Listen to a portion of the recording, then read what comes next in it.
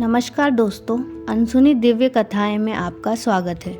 आज हम आपको भगवान श्री कृष्ण की एक अनसुनी कहानी सुनाने जा रहे हैं। दुर्योधन की पत्नी का नाम भानुमति था और वह एक बहुत ही सुंदर लड़की थी।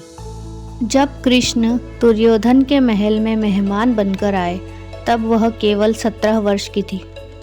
फिर दुर्योधन ने एक षड्यंत्र रचा जिसके अनुसार वह कृष्ण को नशे की हालत में लाकर कोई वादा लेना चाहता था। उसने सभी तरह की व्यवस्थाएं कर दी और इस बात का खास ख्याल रखा कि भोज में भरपूर मात्रा में शराब भी हो। वहाँ पर दुर्योधन के दोस्त भी आए हुए थे और उन सभी ने इतनी शराब पी ली थी कि वे सभी नशे में धुत हो गए थे। लेकिन भगवान श्री कृष्ण ने अपने आप को शांत रखा और वे हर किसी को खुश करते रहे। अब इस सारे हंगामे के बीच दुर्योधन की पत्नी भानुमति ने कुछ ज़्यादा ही पी ली थी। जितनी वह पी सकती थी उससे भी ज़्यादा उसने शराब पी ली थी। वह एक युवा लड़की थी और उसे इन सब चीज़ों की आदत नहीं थी, इसलिए फिर वह नशे में बहकने लगी। और फिर कुछ समय बाद सभी लोग धीरे धीरे बहकने लगे और हालात काबू से बाहर होने लगे। भानुमति भी अपना आपा खो बैठी और फिर जाकर कृष्ण से लिपट गई और उनके लिए अपनी इच्छा प्रकट करने लगी।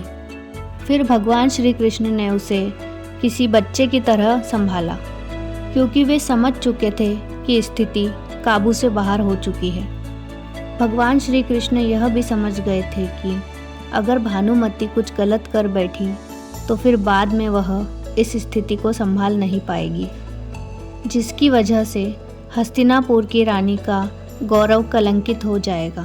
इसलिए भगवान श्री कृष्ण उसे उठाकर महल के अंदर ले गए और उसकी सास गांधारी के कक्ष में जाकर भानुमति को उनके हवाले कर दिया।